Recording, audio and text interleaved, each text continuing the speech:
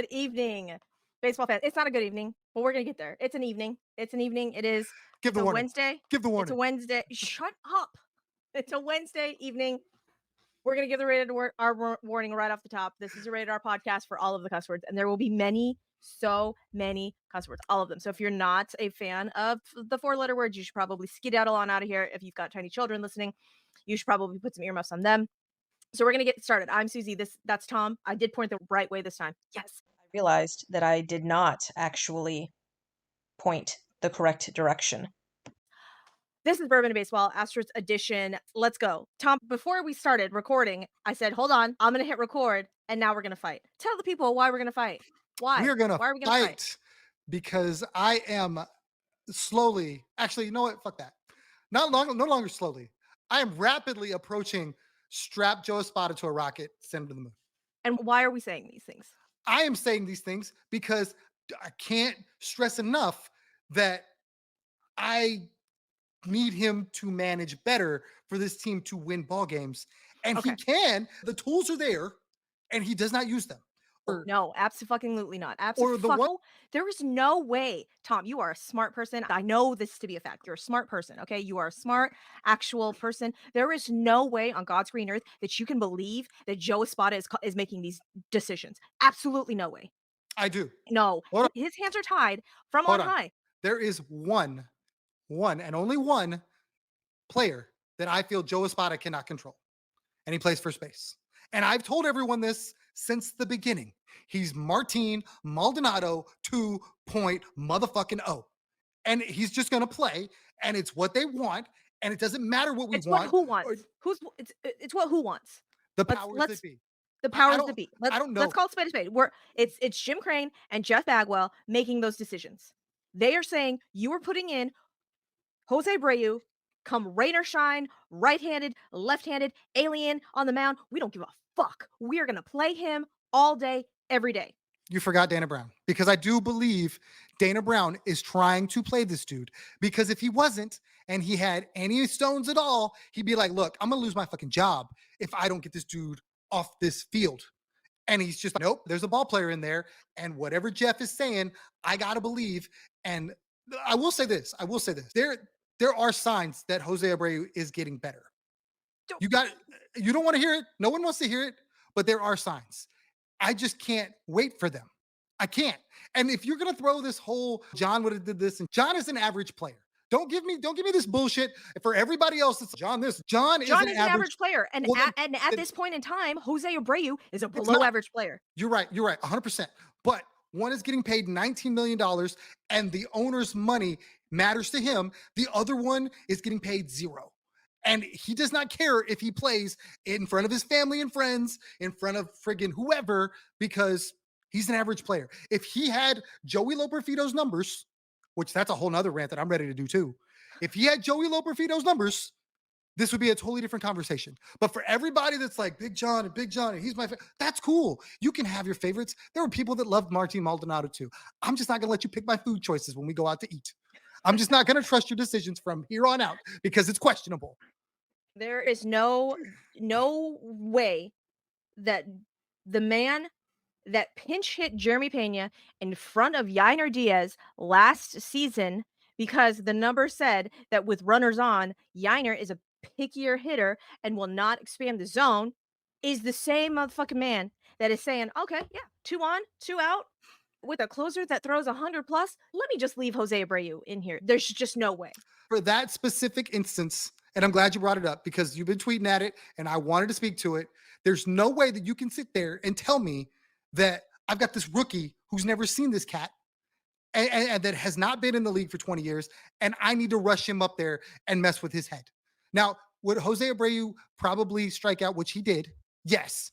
But does he have a better chance than a rookie that's going to go up there and try to do too much? Maybe. And I don't care about that. My thing is this.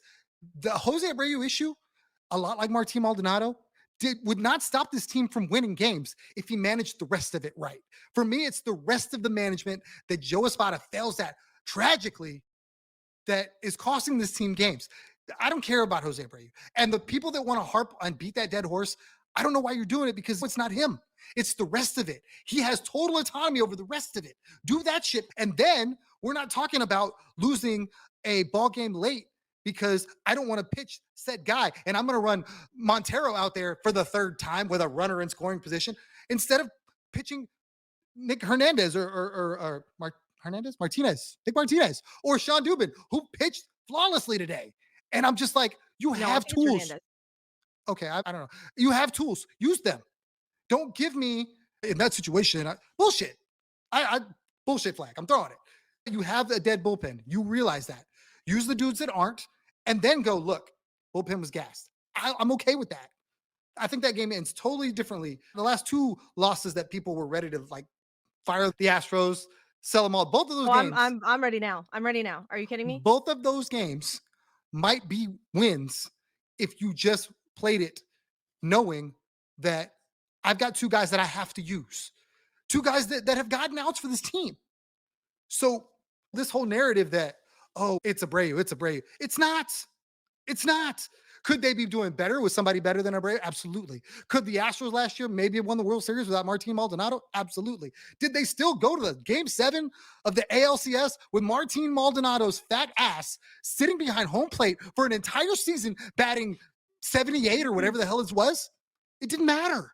It did not matter. They won with him, with carrying him, all of him, all 278 pounds of him, or whatever it was.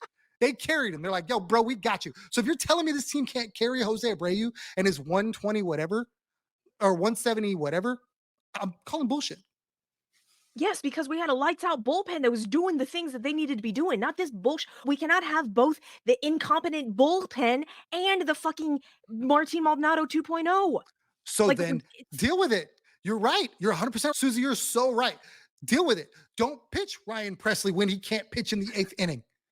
Maybe bring him in the 6th inning and go, look, bro, we tried this. If you don't think he can pitch in the 8th inning, what makes you think that he can pitch in the fucking 6th inning? We had this whole discussion last fucking episode where I said that he couldn't get it up in the fucking 8th inning. He could only get it up in the 9th. And we don't know. It again, right? Last night? Yes, last night. He closed. In the second game. He closed in that, yes. And was he lights out in that game? Yeah, he was good.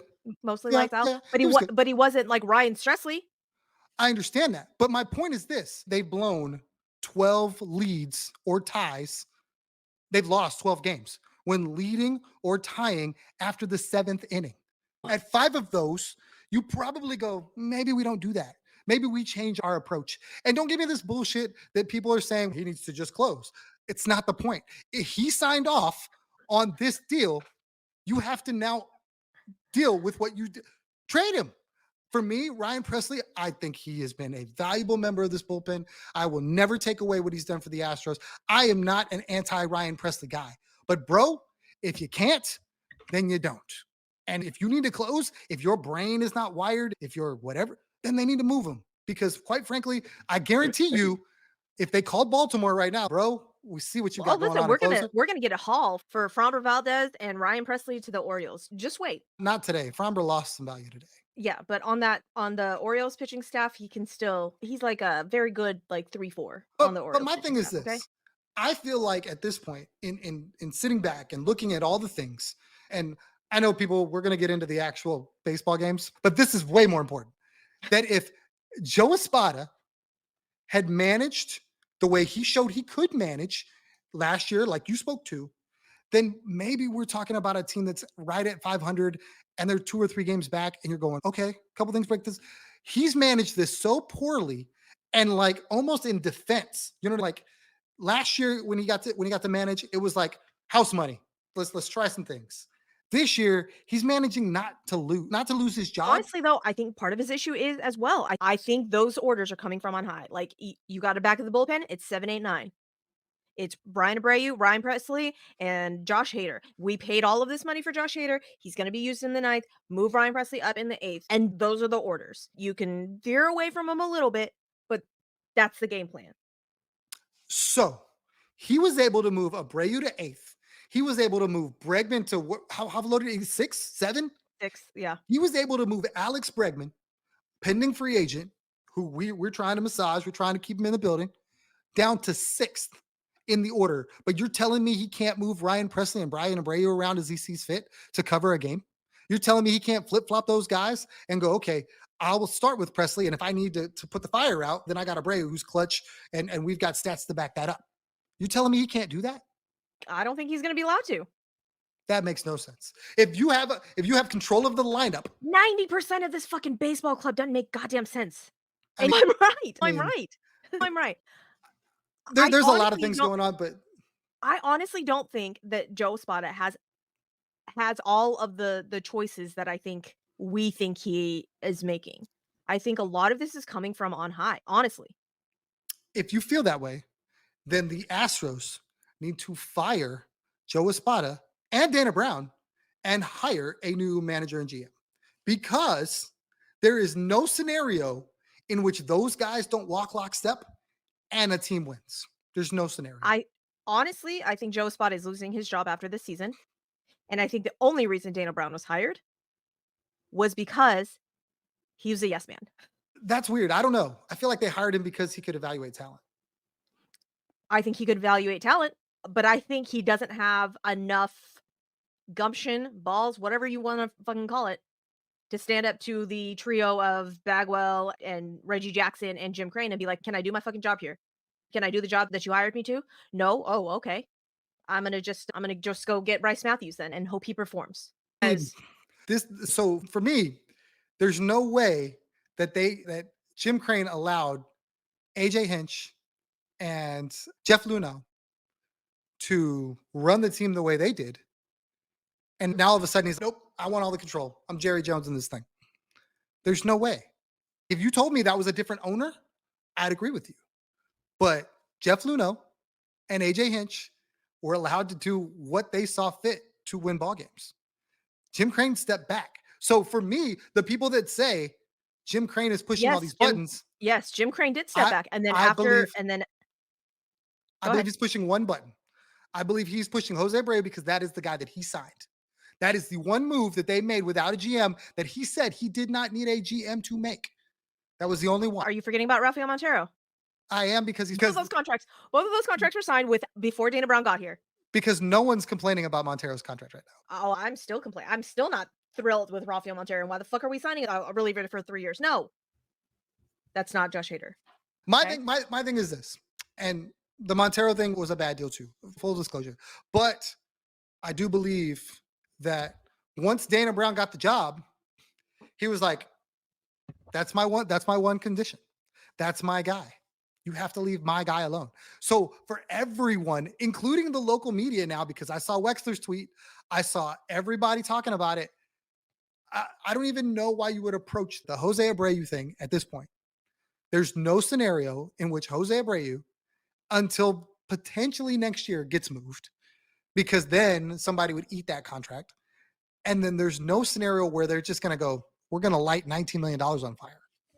There's just no scenario. So for me, it's the rest. Figure out the rest. The Astros are more than capable enough to win with a less than functional first baseman. Okay, so we have to, in order to get to 90 wins, the rest of the season, we got to go 59 and 34. 59 and 30. In case you guys have missed any of the other episodes, this is not a math pod. So if you're coming to the Bourbon and Baseball show for math or Tiggo Bitties, you came to the wrong place. I don't know what winning percentage that is. What is that, 34 divided by 59, or do I have to divide 59 by 34? Which way do I got to go with those? I'm about to do both and see which one comes out right. Again, not that type of Asian, people. Not that I realize. I think it's the other way around. Which way around? I said both ways, and now you're saying it's the other way. If you divide 34 by 59, you get a 57%. That sounds right. Okay. So you're telling me that you believe wholeheartedly that this team, up until right now, that is not playing 500 ball for the rest of the season, can play 57% ball? Almost 600 ball? No, I do not. But I also do not think it will take 90 wins to win our division. I do not. How many wins do you think? Okay. Look, I don't even know why I have this on my desk, but apparently this is a ball and it's got an eyeball in it. And I just realized that it's got an eyeball. So for all of the people on the podcast side, audio only, go to the YouTubes. I'm holding up a big old eyeball. So I'm looking into this eyeball. Tom, how many wins do the Astros have to win in order to win the AL West? I think What does the all-knowing eyeball say? I think it's more like 85. That's what I think. So you think that the AL West can be won with 85 wins, and you think that the Houston Astros will be able to do that? That's the statement that you're going to make? I'm not prepared to say they can't. I think a lot of people just expect them to run off like 15 wins in a row or they're out. And I don't know that any baseball team will do that. That's not a cheating Yankee club. That's just my opinion. Or a cheating Dodger club. That's just my opinion. But I feel like this team is clearly not operating at optimum levels. But we've seen games where they can. And I can't stress enough that if they're going to keep getting injured, it doesn't matter. If they're going to keep getting injured, it doesn't matter, because this series and the last series are probably totally different if KyleTucker's in the middle of that lineup. And we're not talking about needing great games from Mauricio Dubon and Trey Cabbage and Big John Singleton. You know what I mean? Like, they probably score more runs right now. It's so weird. This whole season has been this guy gets hot, this guy gets hurt, this guy gets hot, this guy gets slumped, and they've yet to put it together. But on the ones and twos where it's like, oh, there's 7 runs, 8 runs, like you said with the sliders, they can absolutely win this division. The Seattle Mariners just lost one of their best starters. I think it's Tommy John. I think he had elbow soreness. Brian Yeah. Wu. Yeah. But let's be really honest. In an actual like LCS game or LCS series, league champion series. There we go. I repeated the S. I don't think he pitches. I think he gets moved to the bullpen. Okay. Your big 3 of what? Castillo, Kirby, and Gilbert. They're right there. Yeah, but I don't care about that. We're talking about wins for the season. The playoffs are a totally different animal. You just need to get in. You're the one who just said that they just lost one of their right. So now who's their 5th starter? You don't know. And that guy could be absolute ass. At that point, they can run out a bullpen game and still win that bullpen game because their bullpen is so fucking elite.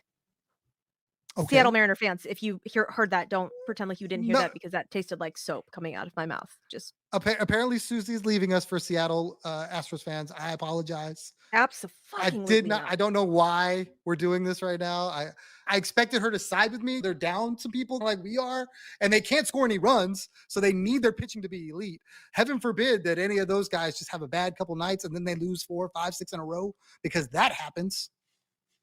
See the Texas Rangers. I would love that. Side note, I have a funny story about the Texas Rangers and the Dodgers series. Last night, one of my children goes, "Mom, who won against the Rangers? Or did the Rangers win?" That's how she phrased it. Did the Rangers win? And I said, "Nope." And she goes, "Ooh, who beat the Rangers?" And I go, "The Dodgers."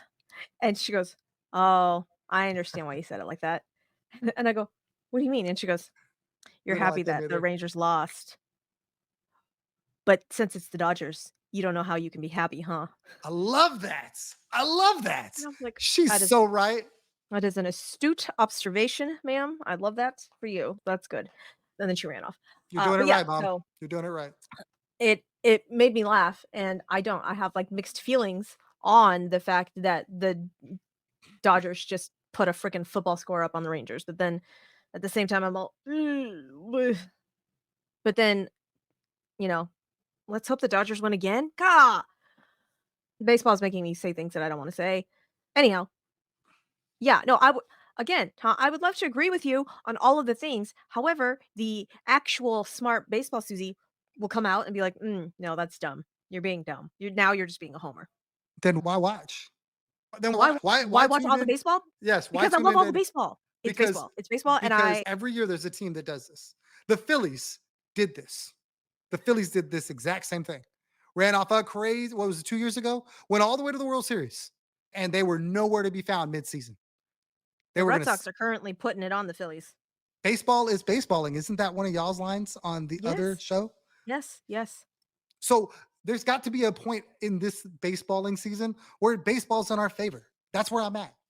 Listen, I would love to agree with you there, Tom. I would love to agree with you there. But it somehow feels like the baseballing is all against us. Okay. I found my Houston Astros damn it doll. Do you guys know what a damn it doll is? If you don't, you should get one. One of my very good friends made this for me, and I just found it the other day, and it says, "When you want to climb the wall and stand right up and shout, here's a little damn it doll you cannot do without. Just grasp it firmly by the legs and find a place to slam it, and as you whack the stuffing out, yell, damn it, damn it, damn it." That's pretty good. Huh? Yes. Yeah. How does that not sell like hotcakes in Houston right now? I don't know. Maybe because I don't know, because she made it out of love. It's getting a workout. The damn it doll is getting a workout because this team frustrates me to no end, to absolutely no end. And I can't quit it. I can't quit it. It's like the worst drug in the entire world. And I really wish, I really do wish I actually never got into baseball because then I could just be happy and oblivious to 26 men that have absolutely all of the control of my emotions. That would be great if I could be smart and didn't hand over all of my psyche to 26 men that have no idea who the fuck I am. But no, I have a damn it doll instead. I wish I could be an impartial viewer of all of the baseballs and just be like, I love this person on this team. I hope this guy does well, which is basically what I do for all of the other baseball besides Astros. I don't care who wins or loses, except if they're in the AL West, but I do hope they win on my fantasy team. It's not the same. It's not the same when they win it all. It is. You are It correct. hits You are different. But correct. that's why you plant your flag and you ride or die. And I don't tell anybody out of fan. This is just me personally. The seasons where you go through this, or the seasons where they're just not good, make the winning seasons more valuable and you grasp to them more. We've been spoiled, so fucking spoiled for 6 years, 7 Seven. years, 7 years, just absolutely spoiled. Elite royalty up there with the blue bloods of baseball. And it's awesome. But for everyone that existed before that, we realize that it's an era. There are teams right now that they're good, but were really bad for a long time. Do you know what the Baltimore Orioles had to go? Those fans had to go through to get to this. There were seasons where they won 40 some odd games. Yeah. Could you imagine following a team that only won 40 games, Suzy? Could you podcast it? No. The damn it doll would be like a damn it He'd be like version piece of 3.0. Yeah, he'd be gone piece of already. fabric at that point. Yeah. But I'm just saying, not fun now, but this is what a lot of other teams. Boston, you just talked about Boston. Boston is like good one year, then bad, then good, then bad, then good, then bad. That's even worse. You know, it's not fun, but if you're just like, I can't be a fan if they're not winning, it's really tough. It's really tough. I never said that I wasn't going to be a fan. I just said that I was just going to be really super fucking mad. I'm not talking at you per se. There's a large group that feel sort of the way you do, and they're just way worse on social media. And for me, I don't know how you function. Like you want excellence all the time, and heaven forbid if you fail me. I am Asian, Tom. I expect excellence. Okay, I'm not a tiger mom to my children, so I expect excellence out of my baseball team. That's the only place that I can project that tiger mom-ness onto. All right, is the baseball team that I have no control over. I decided that I was going to end the generational trauma with my children, but I had to exude that energy somewhere else. And the Houston Astros, unfortunately, are the bearers of that energy. Yes, I did. I came in on the golden era of baseball, as everybody likes to fucking remind me.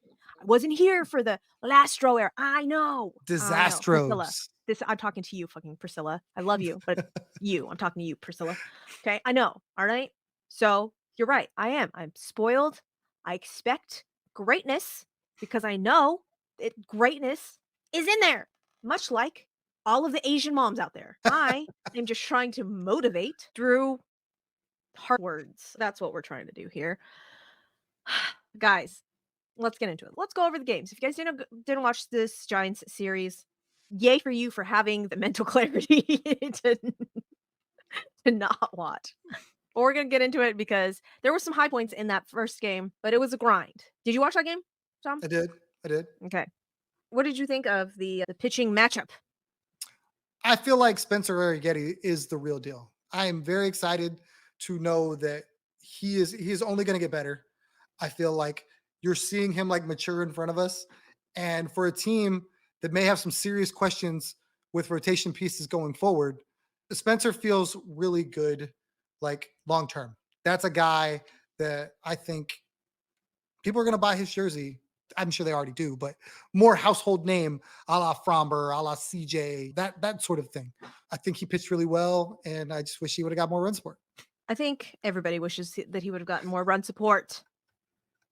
Damn it! I think everybody would like some more goddamn run support, because you know why, people? There was some high points. There were some high points in that game because you know what? We played some small motherfucking ball.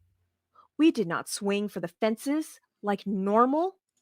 We did. We bunted people over. I nearly fell out of my chair when that happened.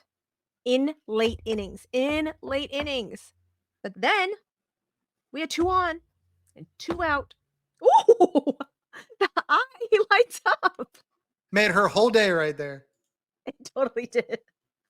Sorry, audio folk only. You go to the YouTubes, you will see me light up like this eyeball, like a small child, when I realized that it lit up. That made me so happy. Anyhow, with 2 on and 2 out, late in the innings, they decided, cool, yeah, we're gonna leave Jose Abreu out there against Camilo Doval, who throws 100 plus. That makes all of the sense in the world. Side note, people, did I tell you that Joey Loperfido came up for KyleTucker? And did Joey Loperfido get any ABs? Absolutely not. Why? That makes no sense. Why would Joey Loperfido get any at bats? If you weren't going to use him, let him stay down in freaking Sugarland and get actual ABs. I agree. No, he got to ride on the bench, and he got to come into the game, and he got to pinch run. That makes absolutely no sense. None. They had already used Big John. I'm going to just stare into the glowy eyeball because the glowy eyeball makes me happy. They had no one else. That was literally the last gasp. I don't think they wanted to use Joey Loperfido at all, but it was an attempt to generate another run, which, in my opinion, they didn't need. They just should have pitched better. They should not have left 3 for 11 with That's runners true. in scoring position. That's and as true. someone liked to point out on Twitter, that's almost a 300 average.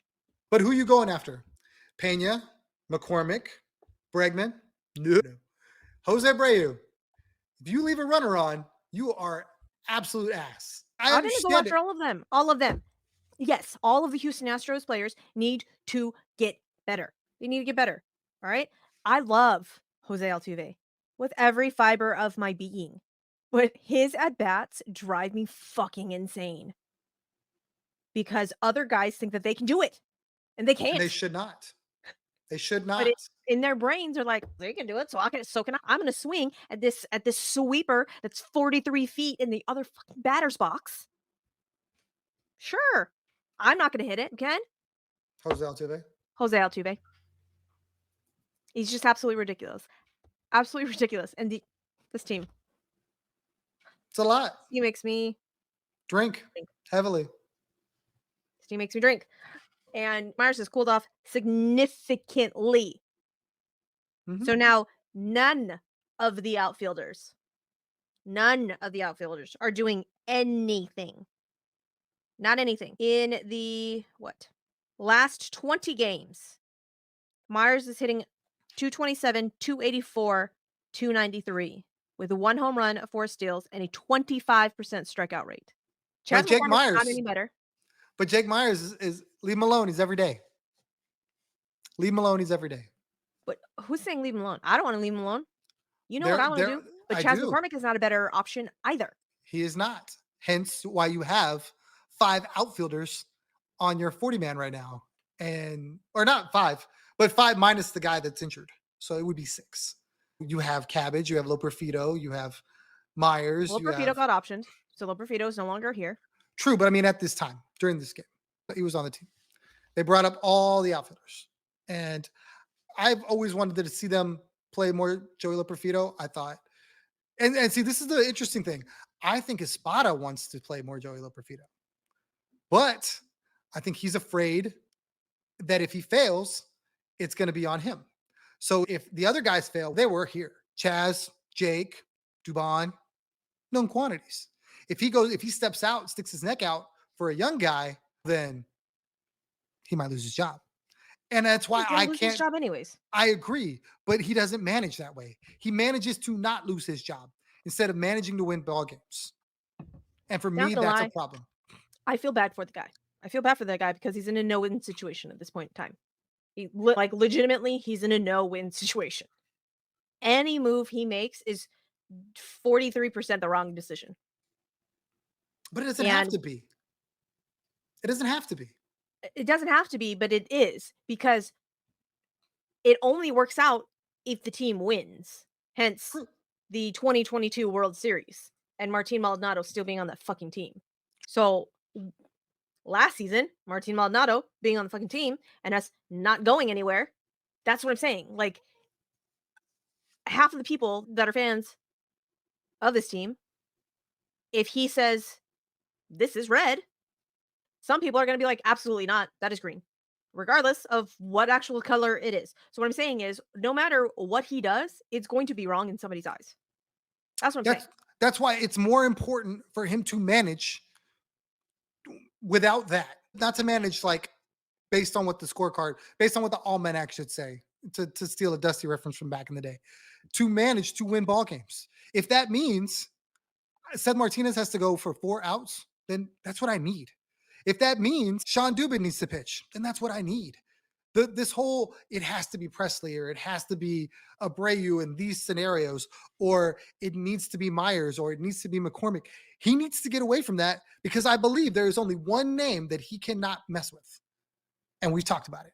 So for all the rest of them, you need to manage your tail off to make up for that one name, because we know he's not good. And I don't want anybody to think that I think that he's good. I'm rooting for it because I'm an Astro fan. I am only up here rooting for Jose Abreu to succeed because he wears the star. The moment he doesn't wear the star, I don't give a shit if that dude ever plays again. And that's not to say I don't wish bad on him. It's just, all right, who's wearing the star right now? Yeah, there are players that I will love when they leave, but this has not worked out since jump. It's been horrible at best. So if I want my team to win, I got to eat that.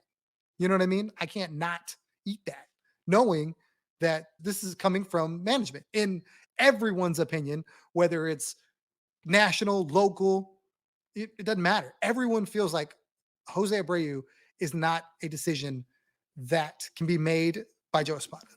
So make all the other ones and make them count. All right, let's go back to that game one that we were talking about, that we got on the tangent for, because late in that game, we had to go into extra innings. And because we had to go into extra innings, there was a ghost runner on second.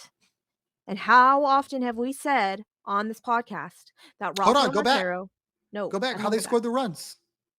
with small ball. We talked about small ball. Okay. We talked about the bunting and the moving of the overs, moving over the runners. Listen, I'm hyped up and words are not helping me right now, okay? So just leave me alone. Anyhow, Rafael Montero Jr. came in the 10th with a runner on. And I tweeted out that I really hope that he makes me regret saying this, but I don't have a good feeling about it, or something to that nature, okay? I was really hoping that he was going to be lights out, but it was not. He wasn't. And in extra innings, we get walked off. In back-to-back games. Did not record an out, I believe. And that was the third day in a row that he could pitch. And then people were like, oh, would you rather have Sean Dubin come in? Absolutely. Absolutely. I would rather a guy that has come up from AAA, that has only thrown 20-ish innings, and it has been up and down. Yes, I trust that guy over Rafael Montero with runners on. And you can throw stats at me all day, every day, but I'm going to sit here and tell you that Rafael Montero with runners on is not good. And I will take literally almost anybody else over him. I will take Seth Martinez over him. Seth was already cooked, though. And Seth was already cooked. So he couldn't come in. Literally, your two options were Sean Dubin or Nick Hernandez. I almost said Martinez. Nick Hernandez. Bring you Sean Dubin. I would have loved Sean Dubin to come in. Sean Dubin came in today and cooked. Would have loved it. He has thrown leverage innings for you in the past. So that kind of has gone out the window. So I don't know what possessed anybody to say, let's bring in Rafael Montero Jr. for a third day in extras. Yeah, that makes total sense. But then again, If Sean Dubin had come in and blown it, at least I could say, you know what, that's fine. He's a young kid. It's the nerves got to whatever. But looking at Rafael Montero Jr. in extras with a runner on, it's almost a given at that point. And I had hope though. I had hope when we scored the 2 extra runs. I had the hope. And I should have known better. I should have known. The baseball god said, Suzy, what did we tell you? What did we tell you about having hope and expectations? All that shit, you're gonna be disappointed. Okay? That is my philosophy for this team from here on out. Expect the worst, but hope for the best. But expect the worst. Definitely expect the worst. But you can hope for the best. But definitely expect the worst. That's what this team has done to me and my psyche. That was game 1. That was game 1, and I was like, okay, that's fine, whatever. Game 2, Ronald Blanco, our stopper, threw a gem. Threw a gem. And of course he threw a gem because I dropped him for my fantasy team. Why? Because I'm dumb. Because I don't know ball. Because I'm dumb. I got nothing. Of all the Astros that I own, if I had Ronald Blanco, that's the one I'm not Jordan, obviously. Tuck, same thing. But like, why? Because I'm dumb. Because I'm dumb. That is dumb. Mm-hmm. That is so dumb. Because I was thinking, you know what? I'm like, maybe regression is coming. Maybe I should go and get a more proven arm. And so I did. I went and got Zach Eflin. Did Zach Eflin give me a quality start? Nope. Nope. Did Zach Eflin strike out 8? No. Did Ronald Blanco?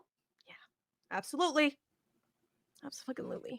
I'm like Bart Simpson with the cake. At least you tried. Put it in the trash. Yeah. Am I still winning though? Yeah. Still cooking the league. Ooh, Shohei Ohtani homered. Hooray! More points for me. Although that is good for me because the 2 other guys that homered today that I left on my bench. That's not so much. Yeah, not so much. Anyways, Ronald Blanco threw a gem and got in a little bit of trouble. Had some runners on, but then got out of it, as he should. And I don't know if it's because I've watched the Astros for so long and really like only the Astros, but I have. I've gotten spoiled with this. Runners on? Nope, they're not scoring. It's not a thing that they're going to do.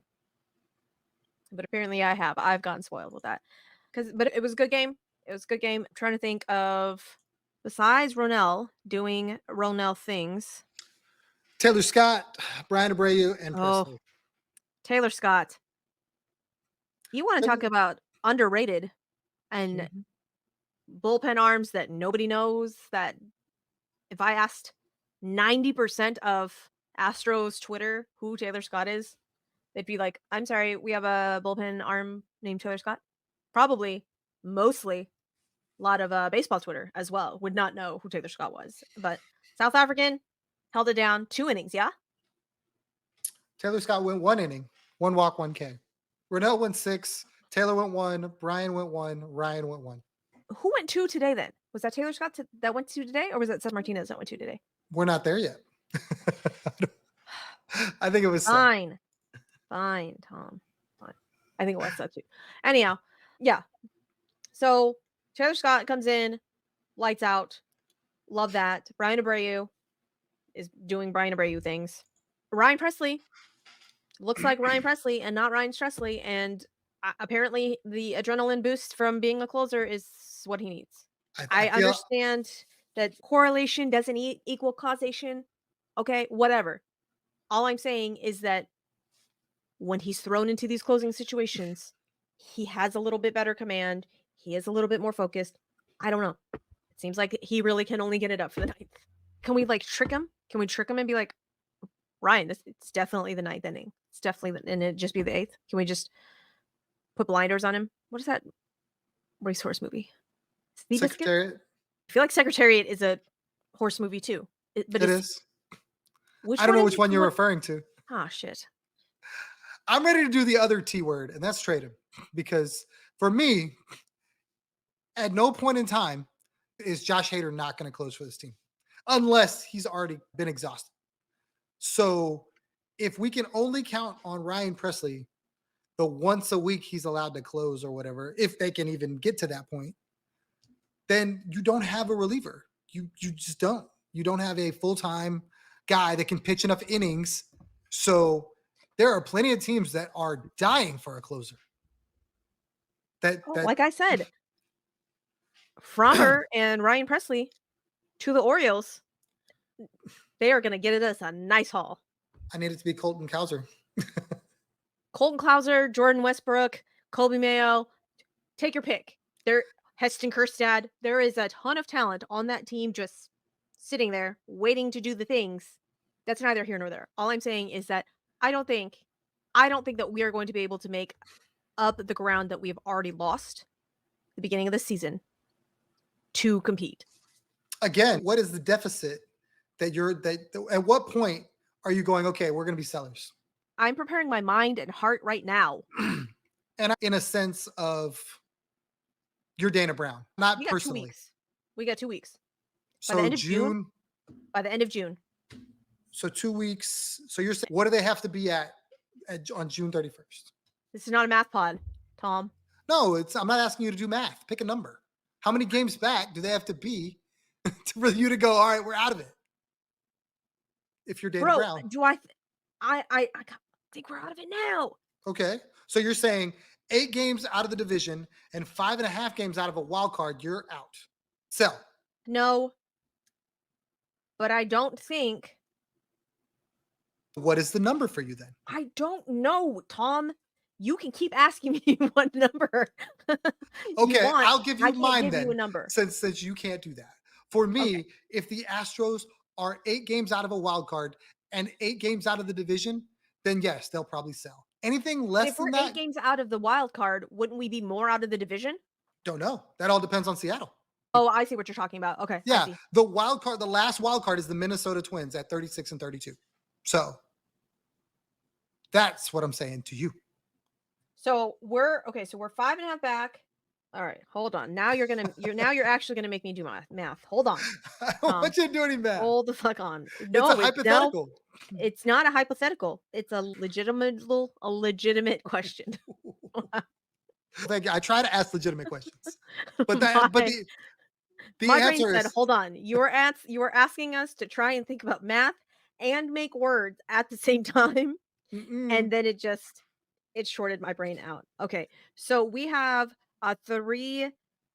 We have 1, 2, 3, 4, 5, 6, 7, 8, 9, 10, 11, 12, 13, 14. We have 14 games left in June. We have a 3-game set with Detroit, a 3-game set with ChicagoWhiteSox, a 3-game set with Baltimore, 2-game set with Colorado. I don't understand why we've only played Colorado 4 fucking times. And then a 3-game set with the New York Mets. Realistically here. 1, 2, 3, 4, 5, 6, 7. So you think that goes 7? And that's reaching. I'm hoping for the best, but expecting the worst. It sounds like you're expecting the worst.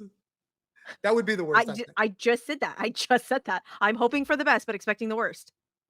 At 7 and 7. I didn't hear any hope. I didn't hear any hope in that. It was just expecting the worst.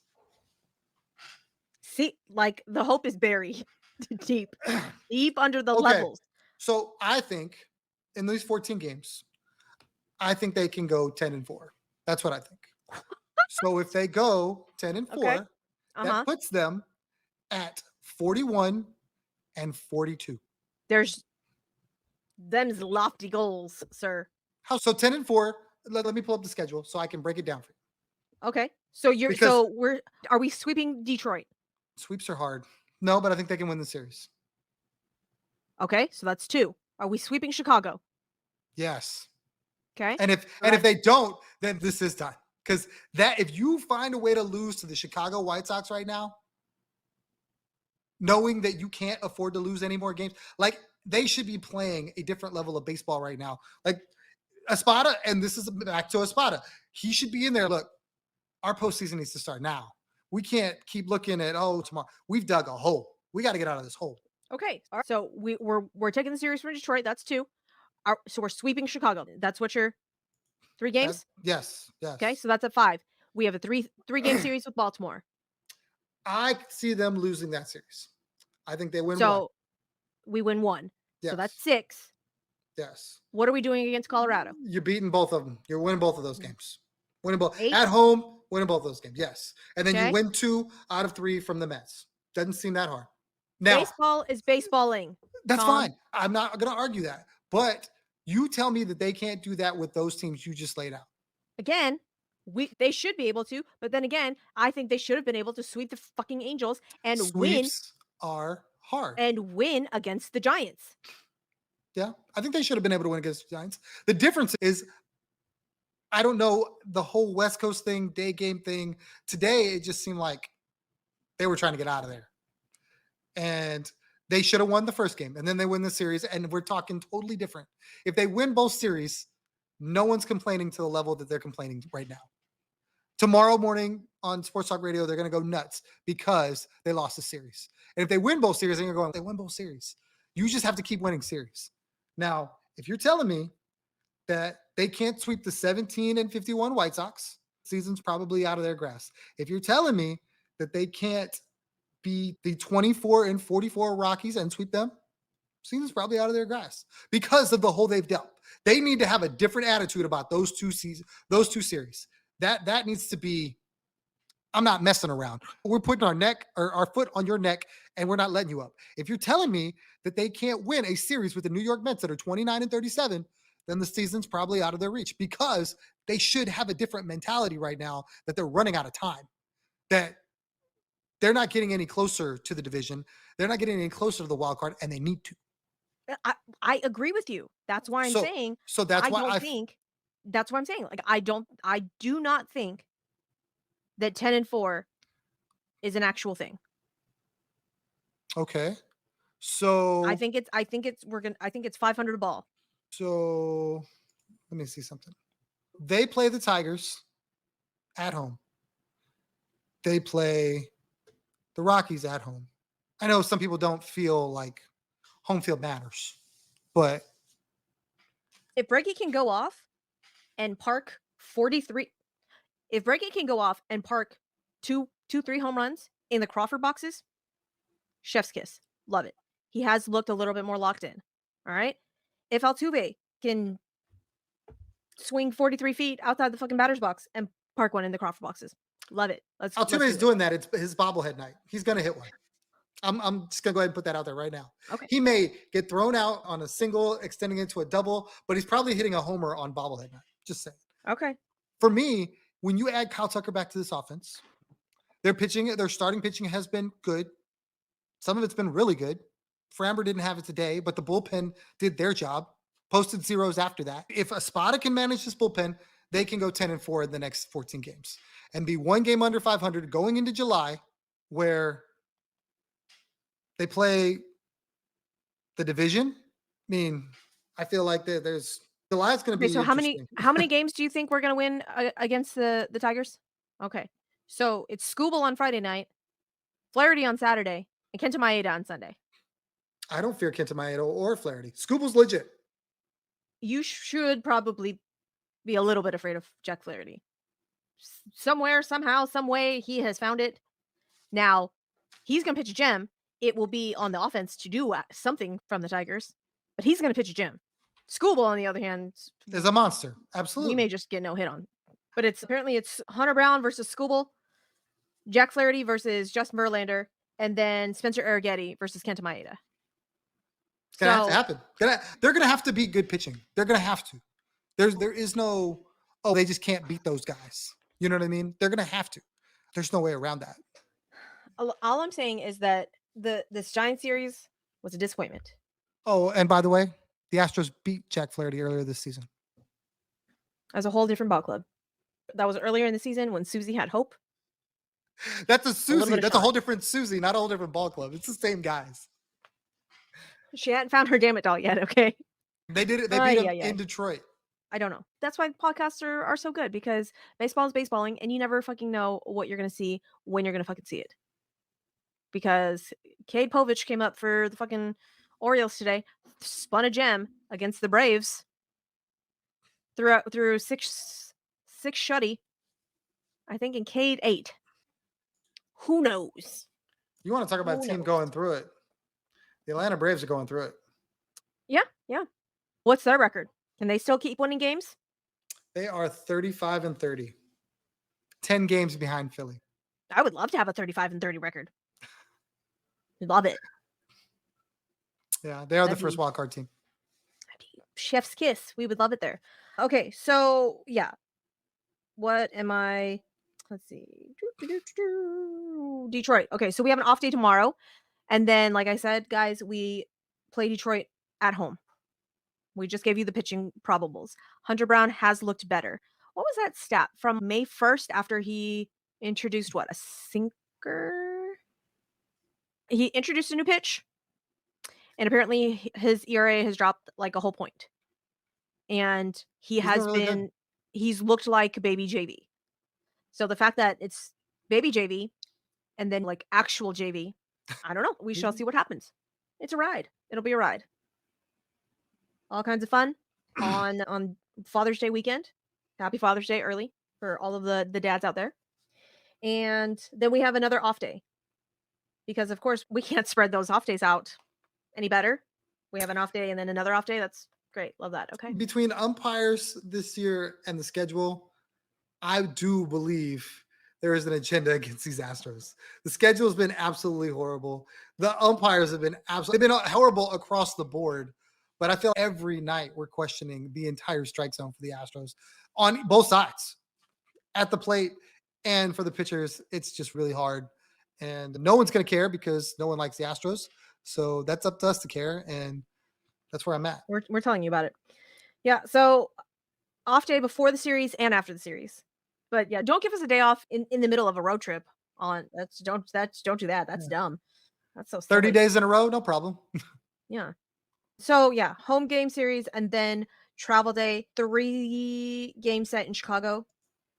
And then home, day off, 2 game set with Colorado, travel day.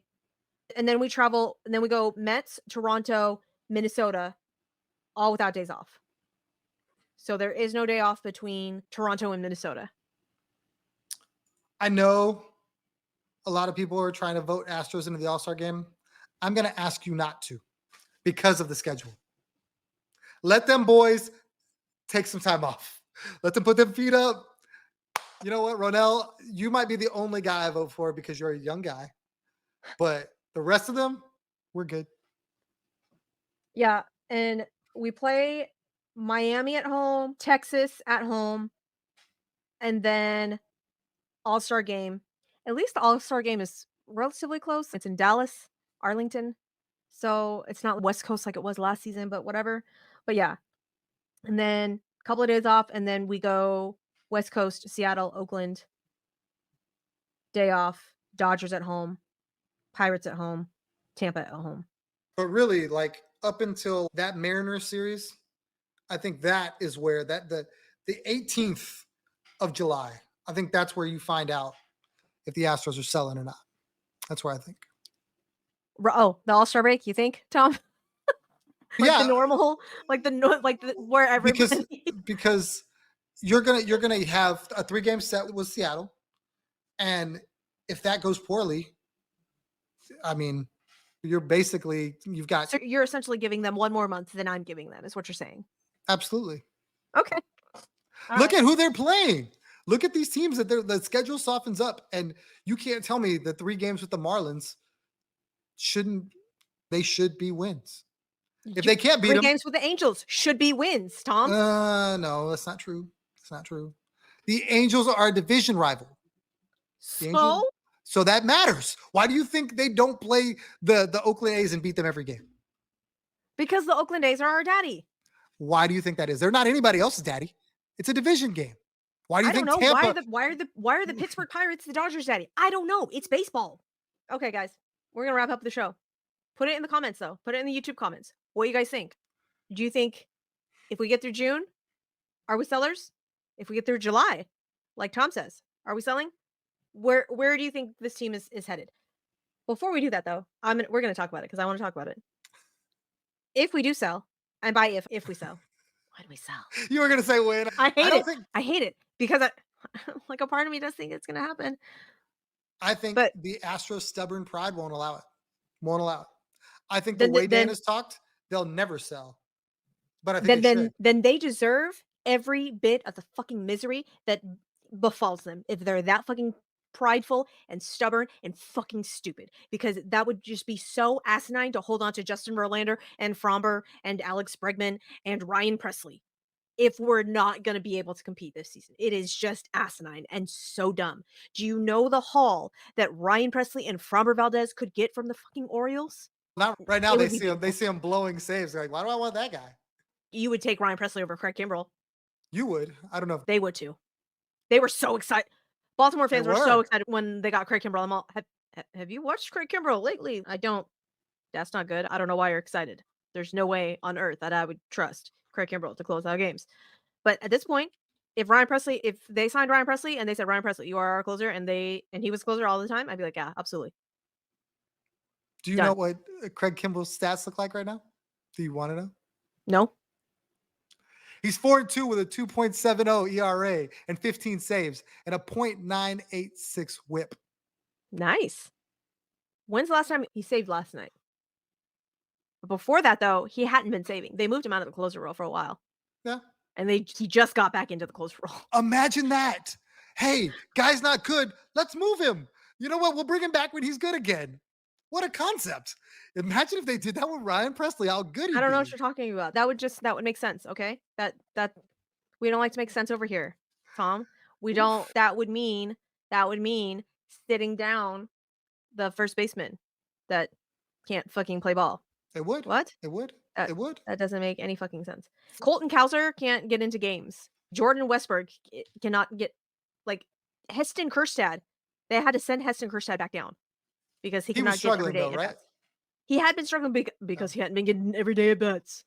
Did you see the whole Colton Cowser thing where the fans were dressed as cows? Bring me Cows. that to And Minute Maid. Oh they my have a God. section called the pasture. You can't tell me that wouldn't be lit at Do you not the juice box. do you not know about the fountains? Oh, there's a whole section out there that there's a celebrity sprayer, and every extra base hit, the sprayer that, like, everybody gets wet. You have to sign a waiver that says that if you sit in these certain areas, Oh, you're you talking get about the wet. fans. I'm just talking about in Yeah, yeah, yeah. relationship to Colton Cowser. There's Oh yeah, yeah. but what I'm saying, but that's what the Orioles have done though. Like, they have set up an entire section for that, like the bird bath. They've set that up, and then the fans actually set up the quote unquote pasture area. But they got enough fans to do it that the actual Oriole team people said, okay, like, all right, we'll make it a night. So they designated one night that if you sat in these seats, it was called the pasture. And I was like, that's amazing. I love that so much. That is really cool. Just like how Randy Rose Randyland in Tampa. Not right now, he Just like didn't. Yeah. Yeah, I guess he's sucking as well. Yeah. But yeah, no, it's bring me that. Like, I would love that. King's Court, KyleTucker with the crowns out there, love it. But besides that, we ain't got shit. Where was when Dallas Keuchel pitched? Where was that? Wasn't that like a whole big thing? There was like fans, the heads and the beards. Wasn't that a section? Or am I on track? I think it was, but I don't think it was like an outline like King's Court. I don't think it was ever like that. I think it was just people like the Chaz Chomp thing. They don't necessarily have a. You just saw them in the crowd, like, oh, Dallas is pitching. Gotcha. Okay. All right. So if/when this team sells, who's going? To me, anybody not tied down, anybody that's on an expired contract that you cannot sign, you sell. Simple. Okay. The one guy that go ahead. So that leaves Peña, that leaves Jordan, that leaves Tuve, Yainer, 4, and a rotation of Hunter, Luis, because I think he's under contract, CJ because he's under contract, but everybody else. So you think we'll trade KyleTucker as well? I think if you can't sign him, you should. Because if you're going to get the maximum for KyleTucker, it's either going to be this trade deadline or it's going to be this off season. If you wait till next trade deadline, then it's a potential rental. And if you wait till next off season, then he's gone. So if you want all the blue chip prospects, that's when you do it. Now, will this place absolutely burn to the ground and people will riot and flip cars? Absolutely. But if you are serious about, okay, this was the end of this, and we need to start with what we got now, and I want to get right back on the horse, that's how you have to do it. And it's going to be ugly, and it's going to be messy, and there's going to be all the hateful things said on all the socials. But the teams that have done that have rebounded the quickest. I need y'all to know that a little piece of me died when Tom was talking about trading KyleTucker. I don't want I it need either. you this. Let this be known. I want him signed.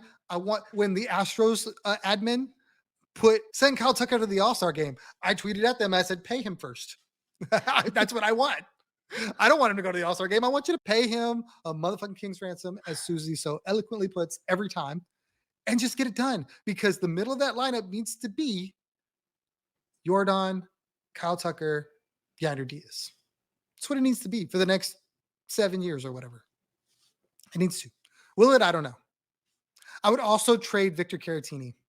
And I know people would probably hate that too, but somebody would probably give you a really decent prospect for a good catcher. And I think why you're right. not? Why not? You've got tons of guys in the minors. You got Caesar, you got Luke Berryhill. Bring those guys up. But if the second half of the season's cooked, then all these guys that teams are going to go, oh, that's a name. He postseason experience. JakeMeyers is on a very team-friendly contract. Chaz is on a very team-friendly contract. You do that. You do that. Dubon, you do that. People are going to hate that. People don't like, that's the messy side. You have your guys, you want to keep them forever. When you have to trade them. Okay, so legitimately, the only one that I think is an untouchable for me should be KyleTucker. I think you pay KyleTucker, especially if you are getting rid of Framber's contract, especially if you are getting rid of AlexBregman's contract, JV, Lance, Ryan, Pressly. all of those monies throw it into Equal KyleTucker. KyleTucker, yeah. For me personally, KyleTucker needs to be the untouchable. KyleTucker needs to stay. It needs to be, that's who we build around. KyleTucker, Yordan, Yainer, HunterBrown, Spencer Arrighetti. I love Spencer Arrighetti, but I don't think at any point in time he is going to be an ace or a 2 or a 3. I think he's going to be great at the back end of a starting rotation. He's 24 years old. So do you think he will eventually turn into an ace or a 2? Absolutely. I think he's got a bigger upside than Hunter. If you're on the audio only side, you should go to the YouTube and look at my face, because 94% of the time I have an RBF, but then there's other times when I have a really good, I don't know what the fuck you are talking about face, and that was one of the times. So you should go look. Anyhow, we're going to have to fight about that later on, Tom, because this has already gone an hour and 21 minutes. We're going to have to fight about that later on. But people, put it in the comments. I think Spencer Arrighetti will be a great 4 or 5. I think he's a great 4 and 5 now. I don't know if he can ascend. I don't think he can ascend to an ace or a 2. I think maybe he'll be a grade 3, maybe. But apparently Why? Tom thinks he can be an ace. But why? Oh, I just said that we can't get into it, Tom. We've already gone 121 minutes, an hour and 21 minutes. Okay. So what we're going to do is we are going to ask the peoples to leave it in the comments in the YouTubes and tell us what they think. Leave the comments and let us know if I'm an idiot, if Tom is an idiot, Tom is an idiot, but for this actual reason or just like in general. And let us know what you guys think. Are we cooked? Are we going to sell? Are we going to sell now? Are we going to sell later? Are we not going to sell? Let us know in the comments. Please tweet at us. We would love to have a discourse on Twitter. And with that, Tom, tell the peoples where they can find you on the interwebs and the Twitters. On Twitter, at Third Coast Tom. It's where I do 95% of my shenanigans. On Instagram, Of your discoursing? at TC Tom1. Yes, discoursing. There's 5% there. And then when I'm not being social at all and just enjoying baseball, it's PSF. And if you're not on PSF, you really got to come to PSF. It's a lot of fun. We are, and I say this biasly, the best group on the thing. You will not find a better tandem on PSF than me and Suzy for all the things you just saw right here. We're just going to do it better over there with the game on live. Here we're reacting. There it's all raw and fresh and right there in your face with drinks and drinking games. All the good things. Absolutely. So, Absolutely. they have just released this new peer-to-peer wagering system that's a ton of fun. Suzy has vowed to get down on the next show It'll be really interesting to see where she feels she wants to make a bet on who and what, and versus who and what. I'm interested to see that. I'll probably take the bet. I'll just do it just to do it. And yeah, it's a ton of fun. If you're not at the ball game, the PSF app, doesn't matter the sport, the PSF app. Definitely. And I will put those links to the PSF app and the Astros room in the show notes as well so that you can find that. And it is on Apple Play, Apple Store, Google Play Store. For some reason, I want to say Play is in there somewhere, and I don't know why. I think it's the Google Store. Anyways, I will put all the links to where you can find the PSF app in the show notes. And also in the show notes, you can find all of our socials, where to find the show, where to find us personally. If you have not already subscribed on the YouTubes, why the fuck not? It is just a red button. You don't have to pay us anything, although that would be great, but you don't have to pay us anything. You can just leave a 5-star rating on Apple or Spotify. And again, if you haven't already, like, why not? Leave us all the nice words. We would love the nice words. Okay. Again, I came from an Asian mom, so I don't know how to take compliments. This would be like practice for me to give me compliments. I'd be like, I don't know what to do with this, and then just like do this with my hands. And then it's fun for everybody. Side note, thank you and shout out to all of our Great Britain listeners. I don't know where you came from or how you found the show, but you have gotten us on the Apple podcast charts. We were 163rd, I want to say. We have dropped a little bit. Still on the charts though, 182nd, I want to say. So again, thank you, Great Britain. United States, where the fuck are you? We need to, get it going here, people. Share the show, tweet it out, Instagram it out. We would love that. Obviously, with the rated R warning, though, because we don't want to offend anybody that, doesn't want to be offended. That's not what I meant to say. That couldn't be easily offended. You should probably not tweet it out to anybody who's going to be easily offended. We are not for the easily offended. And by we, I really just mean me. But with that, we're going to wrap the show. Thank you for all of our listeners, and yay, baseball.